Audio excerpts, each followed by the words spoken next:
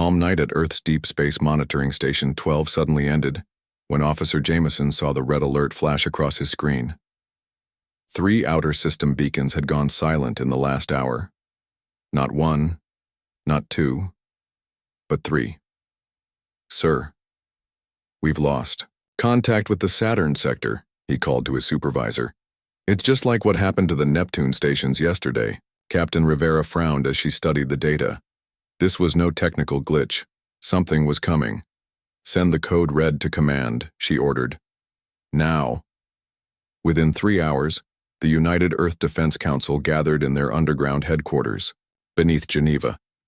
The room buzzed with nervous energy as military leaders from every continent studied the projection in the center of the room. It showed a steady progression of disabled monitoring stations, all pointing toward one conclusion. An invasion force was methodically working its way toward Earth. Admiral Helena Chen stood tall despite her small frame. At 53, her black hair showed streaks of gray, earned through years of service defending Earth's interests in space. She watched as General Williams finished his grim report. "All attempts to communicate have failed," the general said. "At their current speed, the unknown fleet will reach Earth in 6 days. The council president turned to Admiral Chen. "Admiral, your assessment?" Chen stepped forward, her face serious. "This matches the pattern of the Zalarian Empire. They've conquered 17 star systems in the past 100 years. They disable all communications first, then arrive with overwhelming force to demand surrender." "And if surrender is refused?" asked the representative from Africa. "Total destruction," Chen said simply. "No planet has successfully fought them off with conventional weapons." The room fell silent. "Then we are doomed," someone finally said. Admiral Chen took a deep breath. "Not necessarily. There is Project Leviathan." Several council members shifted uncomfortably in their seats. Project Leviathan was controversial. A massive defense system that combined advanced technology with biological components. It was experimental, dangerous, and not scheduled for testing for another 2 years. "Absolutely not," General Williams said firmly. "Leviathan is untested. It could kill us all before the Zalarians even get here." Chen pulled up new images on the screen, classified photos of a massive structure hidden beneath the Atlantic Ocean. "Project Leviathan is our only hope. Conventional weapons will fail against their technology. We've studied the reports from other worlds they've conquered." "The risks," started the European representative, "are nothing compared to certain destruction," Chen finished. "I've worked with Dr. Webb on this project for 8 years. Yes, it's dangerous. Yes, it's untested. But it's also the only thing they won't expect and the only weapon that might adapt fast enough to counter their technology." The council president looked troubled. "We need time to consider this carefully." Just then, all their communication devices buzzed simultaneously. A technician burst into the room. "An alien transmission, broadcasting on all frequencies worldwide." The main screen flickered, revealing a humanoid figure with pale blue skin and eyes too large for its narrow face. When it spoke, its words were translated into multiple Earth languages. "People of the planet you call Earth, we are the Zalarian Empire. Your world now falls under our protection. Surrender your governments to our authority within 3 Earth days or face immediate eradication. Resistance is historically brief." The transmission ended. Admiral Chen looked around the silent room. "We don't have time for careful consideration anymore. Authorize Project Leviathan now or prepare to surrender." The council president closed his eyes briefly, then nodded. "Call Dr. Webb. Tell him to prepare Leviathan." Dr. Marcus Webb stood at the massive observation window, looking down at the creature machine that might be humanity's last hope. Project Leviathan filled the enormous underwater chamber, its metal skin gleaming under the powerful lights. Parts of it pulsed with a soft blue glow, almost like a heartbeat. "Beautiful and terrifying," he whispered to himself. "Just like most of humanity's greatest creations," said Admiral Chen as she walked up beside him. Dark circles under her eyes showed she hadn't slept since the council meeting. Webb turned to her, his tall, thin frame towering over the admiral. At 48, his once red hair was fading to gray, and his pale skin showed the years he'd spent working underground. "Helena, Leviathan isn't ready," he said quietly. "The neural networks are still stabilizing. It's learning, but it's also changing in ways we didn't plan." "Do we have a choice?" she asked. Webb sighed and gestured for her to follow him to a secure briefing room. On the wall screens were images of previous alien encounters that most people on Earth knew nothing about. 60 years ago, the Drovari scouts arrived, testing our defenses, Webb explained. "We barely pushed them back, but we captured enough of their technology to advance our own by decades." He moved to the next screen. "Then 28 years ago, the Meridian Swarm attacked our lunar colonies. We lost thousands, but the energy weapons we developed from that conflict now protect our skies." "And that brings us to the Zalarians," Chen said, "the most powerful empire in this part of the galaxy." Webb nodded. "Each previous contact forced us to evolve, to create new defenses. But the Zalarians are different. They've conquered so many worlds that their technology combines the best elements from dozens of species. Which is why we built Leviathan," Chen added. "A defense system that can adapt and evolve during battle." "But that's the problem," Webb said, running a hand through his thinning hair. "We designed it to be partly biological so it could heal and adapt. The DNA came from Earth's most resilient creatures, tardigrades, certain deep-sea organisms, reptiles, that can regrow limbs, combined with the alien tech we've salvaged over the decades." He pulled up new data on the screens, showing energy readings from Leviathan that spiked and changed in unpredictable patterns. "It's developing faster than we expected. It's becoming aware." Admiral Chen studied the readings. "Is it dangerous?" "To the Zalarians? Absolutely," Webb said. "To us? I honestly don't know." An alarm sounded and both rushed to the window. On a large screen, satellite imagery showed multiple Zalarian ships entering Earth's orbit. "They're early," Chen said, her voice tense. "The 3-day ultimatum was a lie." Webb watched as the first energy blasts from the alien ships hit Earth's orbital defenses. Bright flashes lit up the screen as human defense stations returned fire. "Will you give the order?" Webb asked quietly. Chen's hand moved to the special key she wore around her neck, the physical authorization needed to activate Leviathan. "The Council is still debating," she said. "Some want to surrender to avoid destruction." The building shook as something powerful struck the ocean nearby. Alarms blared throughout the facility. "They're targeting major military installations," said a technician who rushed into the room. "They've already hit Beijing, Washington, and Moscow. Orbital defenses are failing." Chen closed her eyes briefly, then looked at Webb with firm resolve. "We've survived as a species because we never give up," she said, removing the key. "Prepare to activate Leviathan. It's time to show these conquerors that Earth is where empires come to die." The sleek prototype vessel Manta sliced through the dark waters, its stealth systems making it nearly invisible to all sensors. Inside its command center, Admiral Chen watched the battle unfolding in Earth's orbit through secure satellite feeds. The scene was grim. Earth's orbital defense platforms fired constantly, their energy weapons looking like bright blue lightning against the blackness of space. But for each Zalarian ship they damaged, 3 more seemed to appear. "Status report," Chen demanded, her voice calm despite the chaos on the screens. Lieutenant Rodriguez tapped at his console. "Orbital defenses at 47% capacity and falling. Zalarian forces are targeting our ground-based missile launchers and power stations. Major cities are experiencing blackouts. Sydney and Tokyo are reporting heavy civilian casualties from orbital strikes." Chen nodded, her face showing no emotion though her heart ached for those lost. "And the Council?" "Still in emergency session. 7 countries have already suggested surrender."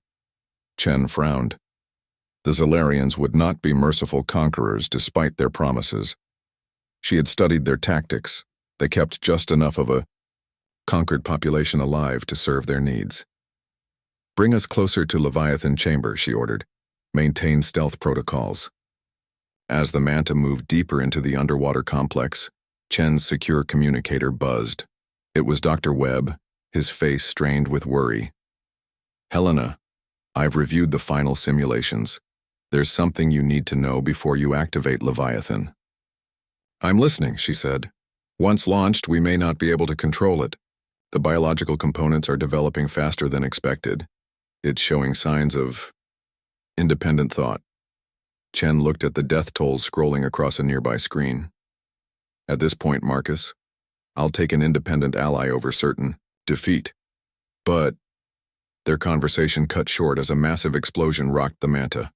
Warning lights flashed throughout the vessel. Direct hit on the outer complex? Rodriguez shouted.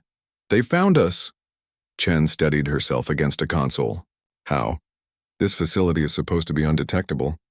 They're using some kind of advanced sonar technology, the tactical officer explained. They're sending a second wave of torpedoes. Impact in 30 seconds.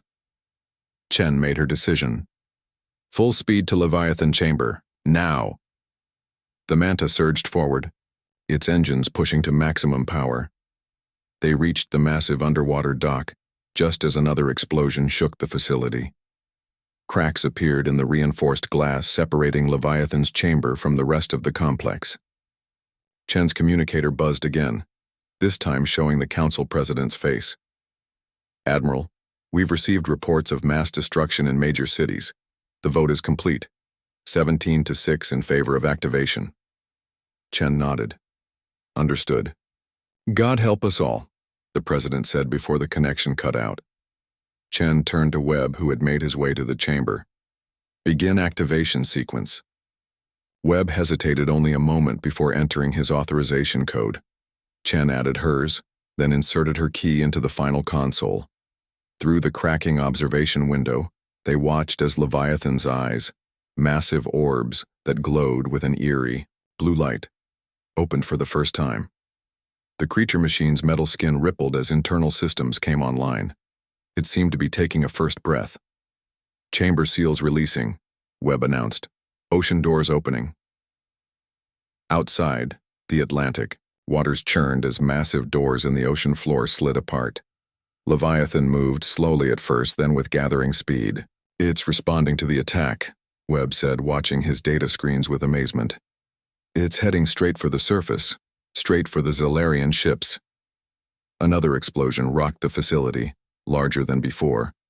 Water began pouring through the cracked window. We need to evacuate now, Rodriguez shouted. As they rushed toward the emergency submarines, Chen paused for one last look at the screens. Above the Atlantic, the waters were beginning to churn and rise as if a mountain was emerging from the depths. Now we find out if humanity's last hope is enough, she whispered. The Atlantic Ocean began to boil. Fishing boats and naval vessels that had survived the initial attacks rocked violently as massive waves spread outward from a central point. Sailors watched in awe as the water rose, forming a dome nearly half a mile wide. Then, with a sound like thunder, the dome burst. Leviathan emerged. First came a massive head, unlike anything Earth had ever seen. It had the sleek shape of a giant sea creature, but its skin gleamed with metallic scales that shifted colors from deep blue to silver. Eyes the size of buses glowed with bright blue energy. Behind the head rose a body that seemed to go on forever, part living beast, part machine. As it continued to rise, patterns of light raced across its surface like glowing veins. Where the water fell away from its sides, observers could see rows of what looked like weapon ports and strange, pulsing organs embedded in its metal skin. High above in space, the Zalarian fleet paused their bombardment. Their sensors detected something massive launching from Earth's surface, something their intelligence reports had never mentioned. Aboard the Zalarian command ship, Supreme Commander Voxari watched the feed with 6 eyes widening in surprise. What is this? He demanded of his science officer. The humans were supposed to have no planetary defense weapons of this scale. The science officer checked her readings again. It appears to be a biomechanical construct of unprecedented size. Our sensors detect both organic and technological components, but in a configuration we've never encountered. Voxari's gray face darkened with concern. In 17 planetary conquests, they had never faced anything like this. Target all weapons on this creature, he ordered. Destroy it before it reaches orbit. Meanwhile, Admiral Chen and Dr. Webb had escaped the flooding facility in the emergency submarine. Now aboard a nearby aircraft carrier, they watched Leviathan's emergence on radar and satellite feeds. "It's beautiful," Webb whispered, his eyes fixed on the screen. "All those years of work, can we communicate with it?" Chen asked, her voice urgent. "Can we direct it?" Webb tapped rapidly on a portable console. "I'm trying to establish the control link now, but..." He frowned. "It's not responding to our command protocols." "What does that mean?" Chen demanded. Before Webb could answer, the radar operator shouted, "Incoming multiple Zalarian energy weapons targeting Leviathan." On the screen, they watched as dozens of bright purple beams struck Leviathan from orbit. Everyone held their breath, expecting to see the creature machine destroyed by the overwhelming firepower. Instead, something incredible happened. Where the beams hit Leviathan's surface, the metallic scales seemed to shift and ripple. Rather than burning through, the energy appeared to be absorbed, causing the glowing patterns on Leviathan's skin to pulse more brightly. It's absorbing their attacks," Webb said in amazement. "The adaptive shielding is working better than we ever projected." Leviathan continued to rise, its massive body now fully clear of the ocean. It hovered for a moment above the Atlantic, water cascading from its form in spectacular waterfalls. Then, with a sudden burst of energy from ports along its underside, it shot upward toward space at impossible speed. "How can something that size move so fast?" asked a nearby officer. Webb smiled for the first time in days. "We designed it using gravity manipulation technology we recovered from the Meridian conflict. It can essentially reduce its mass when needed." Chen watched as Leviathan disappeared into the clouds, heading straight for the Zalarian fleet. Her face showed both hope and concern. "Now we see if our creation is truly a match for an empire that has never known defeat," she said quietly. High above, Leviathan entered Earth's upper atmosphere, its massive form silhouetted against the stars as it charged toward the waiting Zalarian armada. The real battle was about to begin. Space was silent as Leviathan approached the Zalarian fleet. Against the blackness, the alien armada looked like a swarm of gleaming insects, hundreds of ships in tight formation. Their hulls shone with a purple-gray metal unknown to Earth science. Aboard the Zalarian command ship, Supreme Commander Voxari stood tall, his six-fingered hands clasped behind his back. "Target the Earth creature with all available weapons," he ordered calmly. "Full power." Across the fleet, weapon systems locked onto Leviathan. Energy began to build in their cannons, creating a purple glow across the armada. When they fired, it looked like a storm of lightning shooting through space. Leviathan didn't try to dodge. It moved straight into the barrage. Once again, the energy weapons didn't destroy the massive construct. Instead, the glowing veins across Leviathan's body pulsed brighter with each hit, as if it were drinking in the attack. "Impossible," whispered Voxari's science officer. "It's absorbing over 90% of our energy output." Then Leviathan attacked. Sections of its metallic skin shifted and opened, revealing dozens of different weapon systems. Some fired beams of blue energy similar to Earth's defense platforms. Others launched what looked like living missiles, projectiles that moved with purpose, changing direction to follow Zalarian ships that tried to evade. The first wave of attacks destroyed 17 Zalarian vessels in less than a minute. Back on Earth, Admiral Chen and Dr. Webb watched the space battle through satellite feeds. The aircraft carrier's command center was packed with officers, all staring at the screens in amazement. "It's working," Chen said quietly. "It's actually working." Webb studied the data streaming in. "It's not just fighting them, it's learning from them. Look at these readings. Each time the Zalarians change tactics, Leviathan adapts within seconds." On the screen, they watched as 3 Zalarian ships tried a new approach, firing some kind of energy net designed to trap Leviathan. The construct paused for just a moment. Then its skin rippled. Suddenly, it released an electromagnetic pulse that not only destroyed the net, but disabled the 3 ships completely. "That wasn't in our design," Webb said, his voice a mix of concern and wonder. It just created that defense on its own. The Zalarian fleet began to scatter, breaking their tight formation as more ships fell to Leviathan's attacks. For the first time in their long history of conquest, they were facing something they couldn't immediately overwhelm. "They're retreating," shouted one of the officers, pointing to a group of alien ships pulling back from Earth's orbit. But Admiral Chen shook her head. "Not retreating, regrouping." She was right. The Zalarian vessels were forming a new pattern, concentrating their firepower in a different way. Dozens of smaller ships surrounded larger ones in protective formations. Aboard the Zalarian command ship, Supreme Commander Voxari had shed his usual calm. His gray skin had darkened with rage. "This is unacceptable," he shouted at his officers. "We have conquered 17 worlds. We will not be defeated by one primitive planet's desperate creation." He activated the fleet-wide communication system. "All ships initiate Protocol Echo. Target the Earth creature's central mass. Synchronize weapon frequencies. Fire on my command." The Zalarian ships moved into position, their weapons charging, with even greater power than before. But Leviathan didn't wait for their attack. It suddenly split its forward section, creating a massive jaw-like opening. Energy gathered there, building to blinding intensity. "What is it doing now?" Chen asked, leaning forward to study the satellite feed. Webb checked his readings, his eyes widening. "Something we never programmed it to do. Something new." In space, Leviathan unleashed its new weapon, a concentrated beam of energy so powerful, it cut through 3 Zalarian capital ships in one sweep. The battle for Earth had truly begun.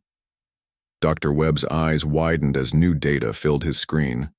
The aircraft carrier's command center had been turned into a makeshift control room, with screens showing every aspect of the space battle.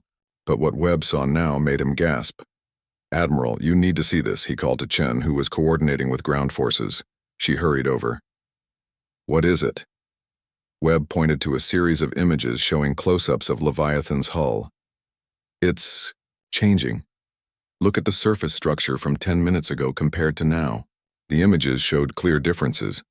What had been smooth metallic scales were now developing new patterns and structures. In some areas, the material looked almost like it was growing new layers. "Is it damaged?" Chen asked. "No," Webb said, his voice a mix of awe and concern. "It's evolving. Remember how we designed it with adaptive capabilities? It's happening much faster than we expected. Each time it destroys a Zalarian ship, it seems to analyze their technology and incorporate elements into its own structure." Chen studied the images. "Is this good or bad for us?" "Good, in that it's becoming more effective against the Zalarians," Webb said, "but concerning because it's developing beyond our control parameters." On another screen, they watched as Leviathan engaged a group of 5 Zalarian destroyers.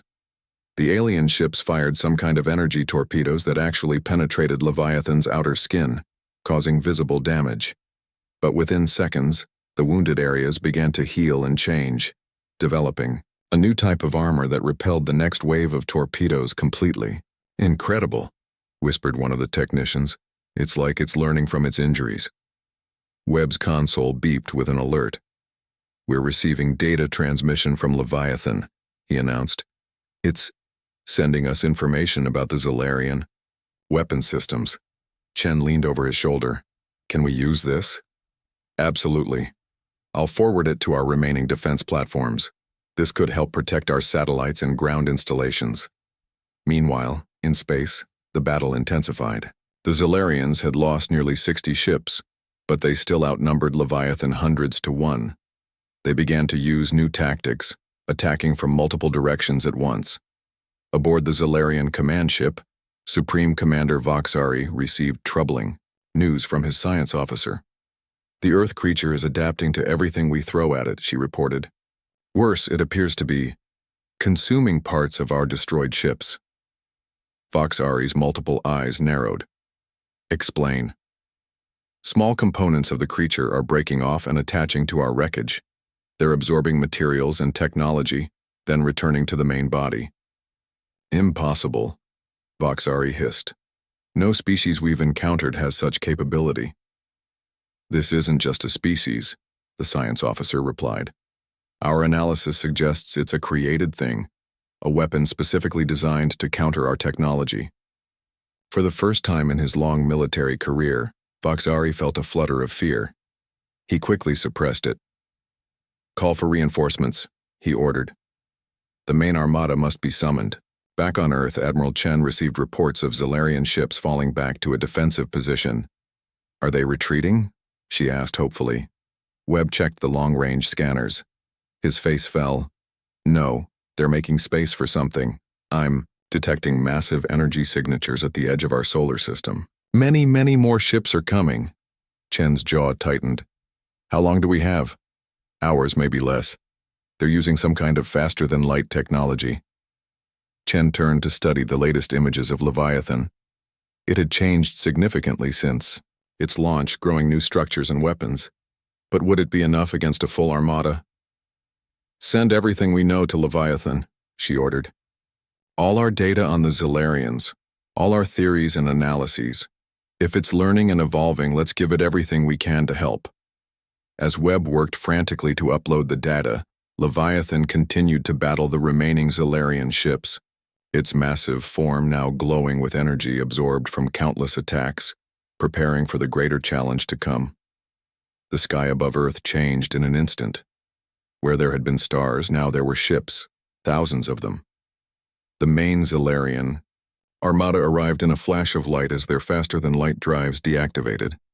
Ship after ship appeared, forming a massive wall of alien metal that blocked out the stars.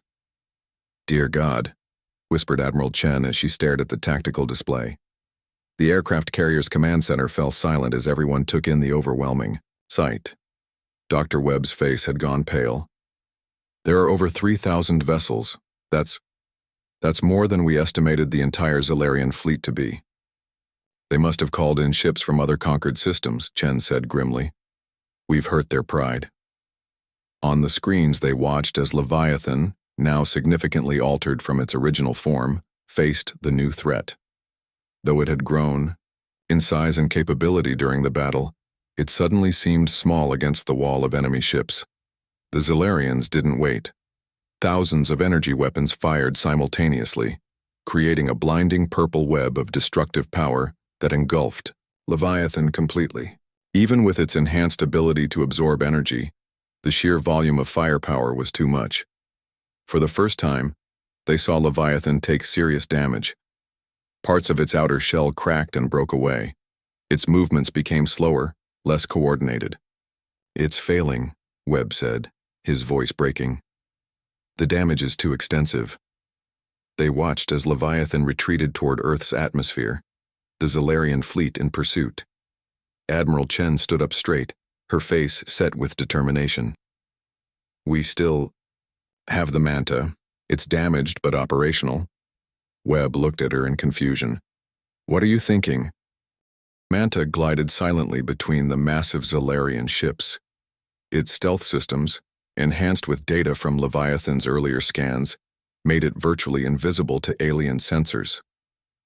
Admiral Chen stood behind the pilot, watching through the view screen as they approached the enormous command ship.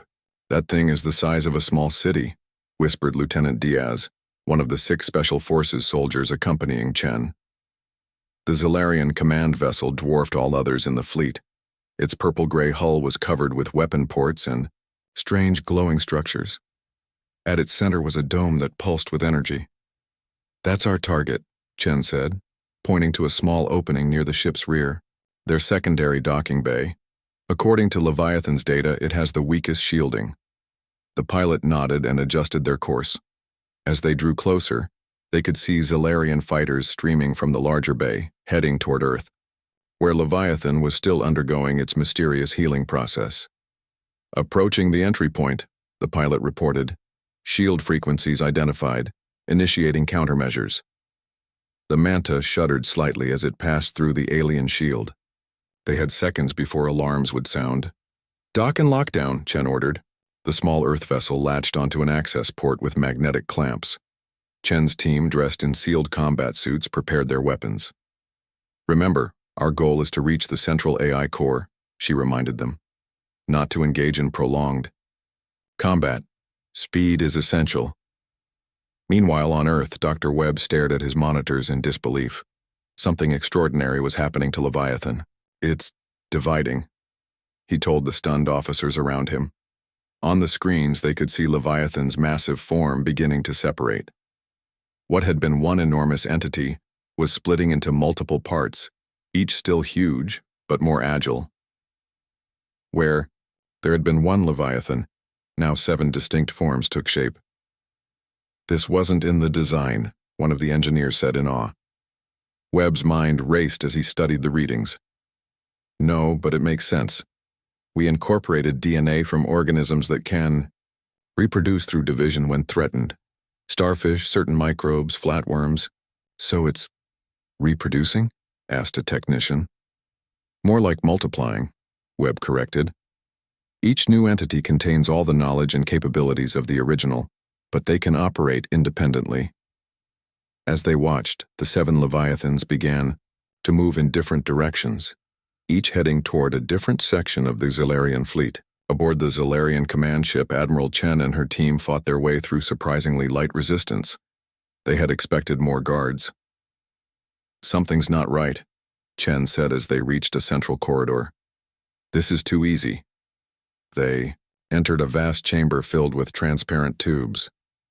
Inside each tube was a Zilarian, floating in some kind of fluid with cables connected to their bodies.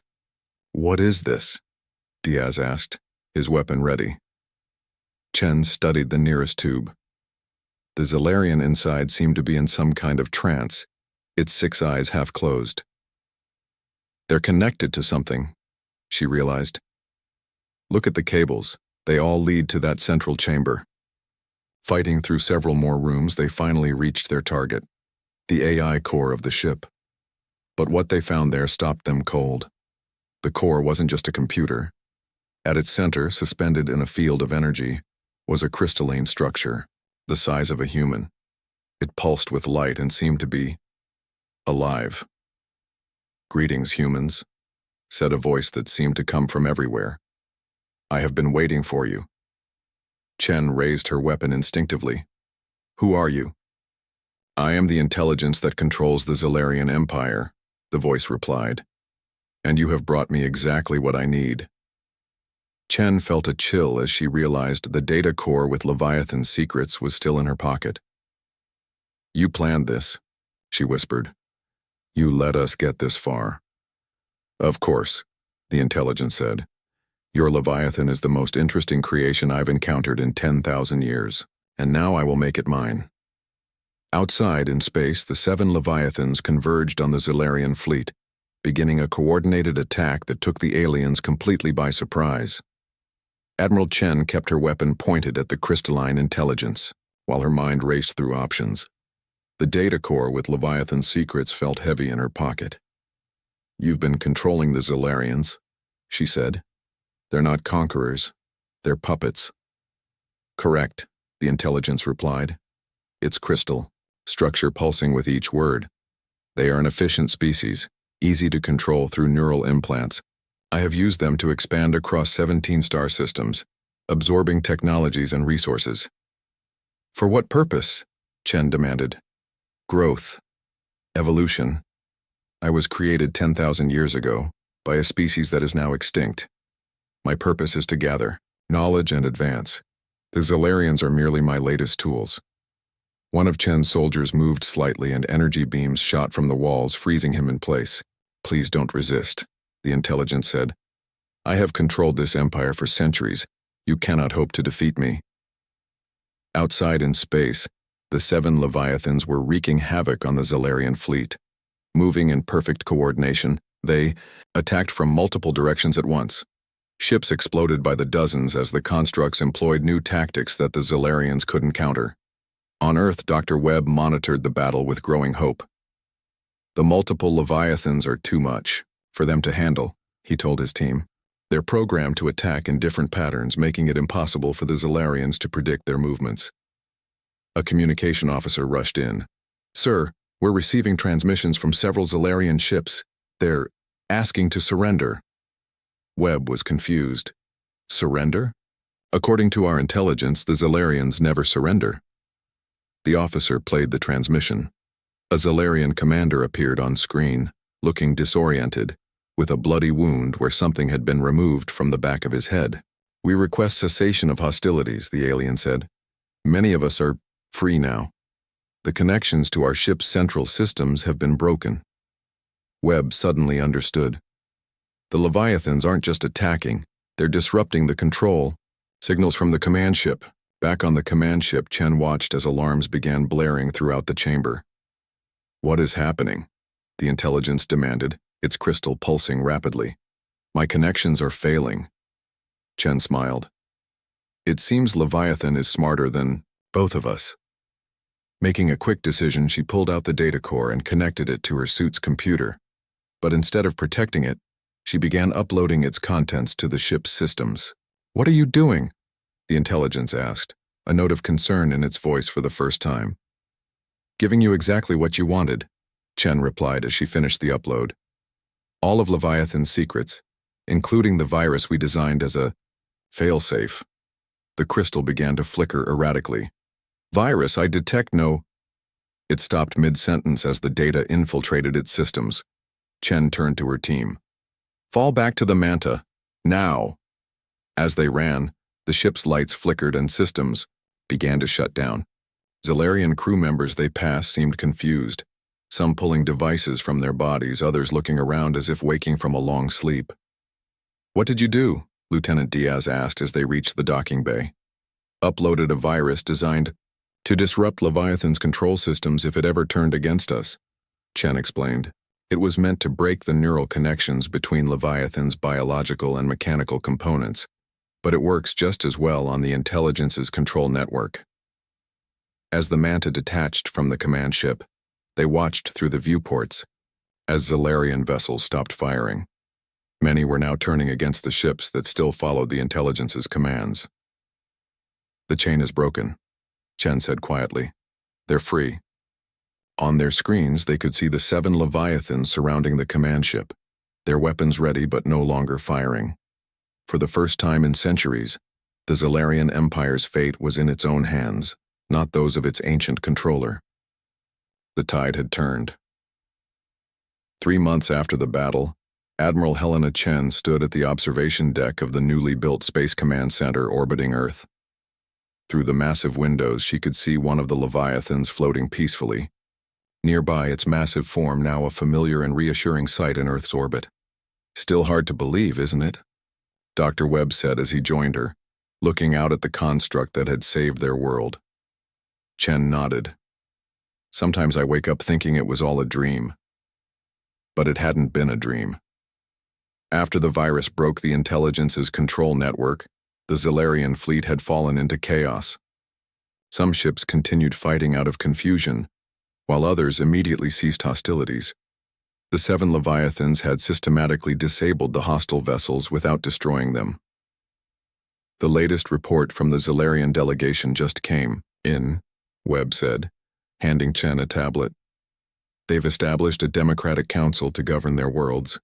6 more planets that were under the intelligence's control have asked to join their new alliance." "And the intelligence itself?" Chen asked.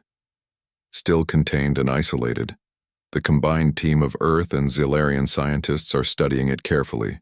They believe it can be reprogrammed to serve rather than control." Chen looked back out at the Leviathan floating outside. Unlike the other 6 that now patrolled the solar system, this one had changed the most. Its surface now showed intricate patterns that seemed to shift and flow like living art. "Any progress communicating?"